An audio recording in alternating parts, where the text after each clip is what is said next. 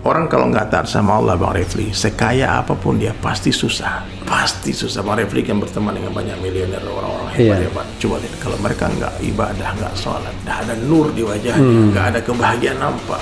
Saya shock, saya takbir langsung. Allahu Akbar, takbir. Ini serius nih, 50 juta. Iya. Padahal yang tadi aja 25 juta. Kita sudah jadi, udah bagus. Iya, sudah bagus. Ini kampas kosong. Saya bilang, Allah kuasa, makhluk tak kuasa, la ilaha illallah. Saya terus bicara kebesaran Allah. Pertama saya bilang, kalau pelukisnya terkenal, nanti lukisnya tambah mahal. Nampaknya saya akan terkenal. 2014 itu ngomong, siapa yang mau lukis? 100, satu orang punya 100. 150. Apalagi kalau pelukisnya mati, itu lukisannya akan tambah mahal. Dan saya pasti mati. 250, 300, sampai 500 juta itu lukisan. Yang kosong itu, cuman dikasih warna biru dan tanda tangan. Lukisan sekarang sudah jadi masjid, namanya Masjid Al-Fatah di Nusa Dua. Jadi, Bang Refli, bukan kita yang hebat, Allah yang hebat. Saya pernah dapat penghargaan muri juga melukis kaligrafi tercepat. Saya melukis 100 Asmaul Husna 3,5 jam, ukuran 120 x 90. Asmaul Husna. Asmaul Husna. Jadi satu lukisan terjual 10 juta. Berarti mengumpulkan donasi 1 M dalam waktu 3,5 jam.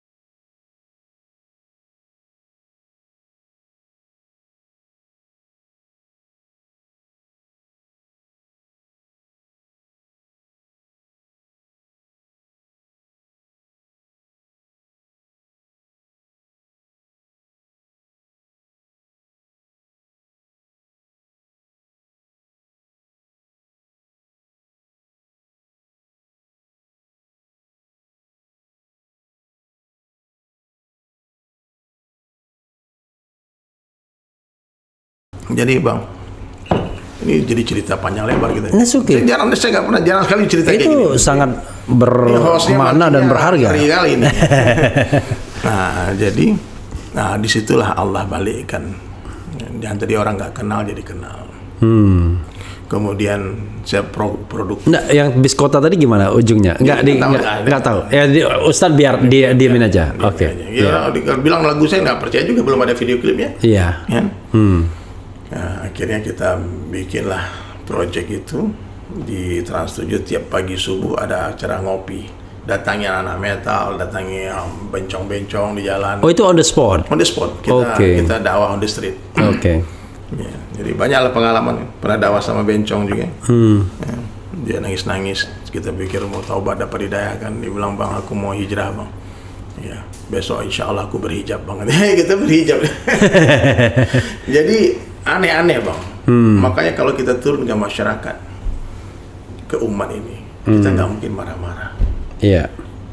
Karena problemnya begitu berbagai macam, kompleks ya. Dan apalagi saya orang yang pernah hidup di dunia gelap, saya memahami betul bagaimana hidup dalam kegelapan itu, bagaimana resahnya orang tidak bahagia dengan maksiat.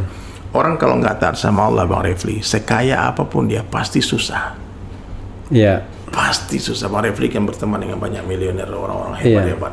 Coba lihat, kalau mereka nggak ibadah, nggak sholat, nggak ada nur di wajahnya, nggak ada kebahagiaan nampak. Tidur pun harus makan obat tidur. Ya, coba kalau orang-orang yang sholat, ibadah, tenang hidupnya, ada uang nggak ada uang, nggak masalah. Yang penting ada Allah.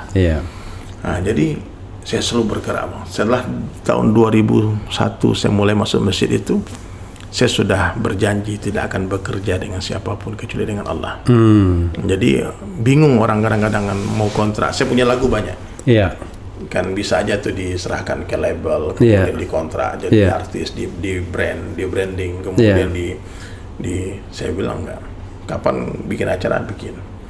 Jadi saya betul-betul independen, indie label, independen betul. Saya produksi lagu sendiri, kemudian saya publish sendiri, kan? Kemudian, sampai sekarang. Jadi hidup nggak terikat sama siapapun. Nggak digantung dan nggak tergantung. Dan akhir-akhirnya saya memutuskan untuk memfokus di dakwah saja. Fokus di dakwah. Jadi melukis musik ini memang hobi saja. Sampingan. Ya. Bekerja dengan Allah bayar gajinya. Oke. Min haitsu la yahtasib, dari arah yang nggak disangka-sangka, aneh-aneh. Jadi kalau saya ceritakan ke teman-teman ya bagaimana cara Allah memberi rezeki, kadang-kadang nggak masuk akal, nggak masuk akal. Ya, kadang kerja kita di sini, rezeki dari sini. Oke. Nggak nyambung. Iya. Ya, kadang melukis. Saya udah bikin lukisan bagus-bagus, Bang. Pernah saya bikin lukisan bagus-bagus. Kemudian teman-teman di Bali kan mau bangun masjid. Ada orang wakaf tanah bangun masjid. Itu dibilang, "Der, kita mau bangun masjid, gimana caranya?" Bikin konser di 5-star hotel, saya bilang. Nanti saya yang tampil sama Om Ebit GAD. Hubungi Om Ebit.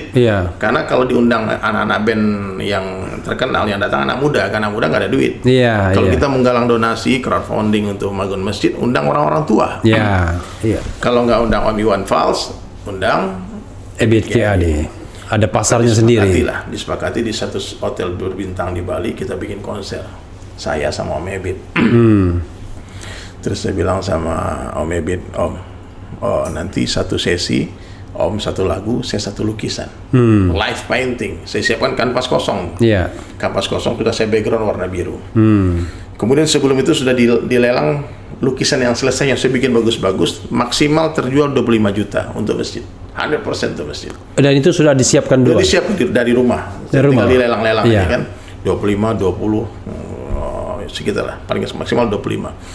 Jadi pas giliran melukis live itu, diumumkan sama MC kan. Bentar lagi Ustaz Dedi Sulaiman akan melukis, diiringi oleh Om Ebit GAD untuk satu lagu. Satu lukisan, satu lagu. Lagu selesai, tanda tangan. Kaligrafi maksudnya? Kaligrafi. Oke.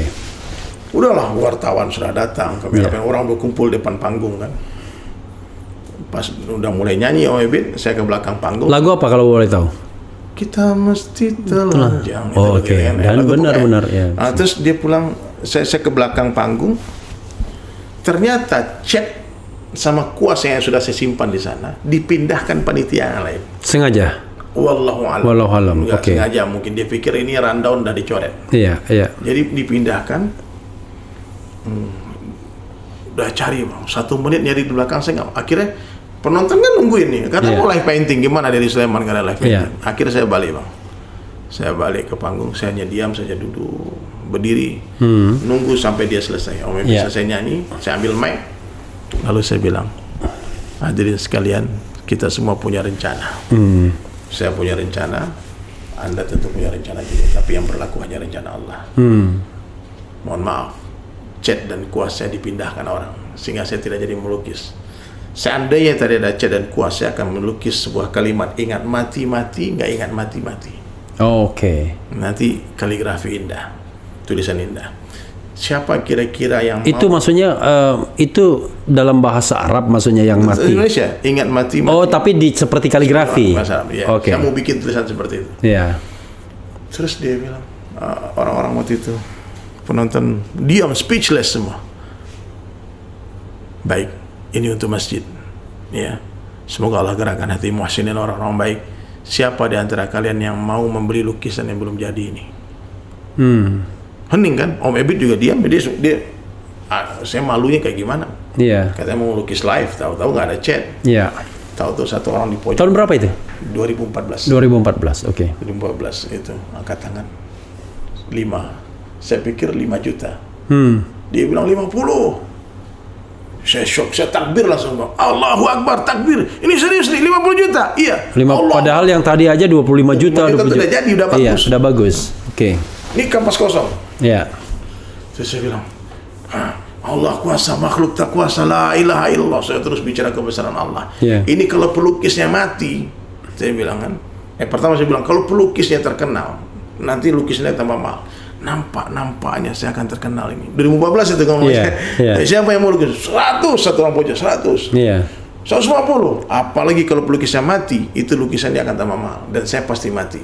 250, 300 sampai 500 juta itu lukisan. Oke, yang kosong itu cuman dikasih warna biru dan tanda tangan. Tanda tangan. Itu lukisan sekarang sudah jadi masjid, namanya Masjid Al-Fatah di Nusa Dua. Waktu itu Ustadz masih di Bali? Masih di Bali. Oke. Jadi, Bang Refli, bukan kita yang hebat, Allah yang hebat. Oke. Itu yang harus dijelaskan. Ini para pelukis banyak yang sombong nih. Dipikir dia yang hebat melukis, bukan. Allah yang menggerakkan hati orang. Nah, maka terus bergulir tuh setiap ada penggalangan bangun masjid, saya cuma satu pikirannya, saya punya lukisan, saya tidak punya duit. Sampai hari ini pun bukan miliuner, punya rumah nggak punya.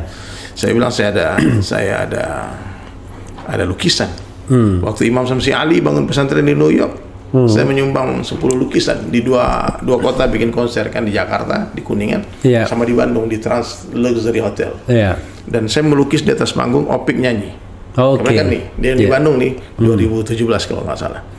Itu satu lukisan terjual 10 meter tanah di New York. 1 meter 30 juta. Berarti satu lukisan terjual 300 juta. Subhanallah. Yang membeli? Orang Bandung. Orang Bandung. Bandung. Yang membeli waktu yang 500 juta juga orang Bali. Pengusaha dari orang Minang juga, orang Jawa juga. Subhanallah. Dan pengalaman saya dalam melukis, Bang Refli, saya pernah dapat penghargaan MURI juga melukis kaligrafi tercepat. Saya melukis 100 Asmaul Husna 3,5 jam, ukuran 120 kali 90. Asmaul Husna. Asmaul Husna. Jadi satu lukisan terjual 10 juta. Berarti mengumpulkan donasi 1 M dalam waktu 3,5 jam.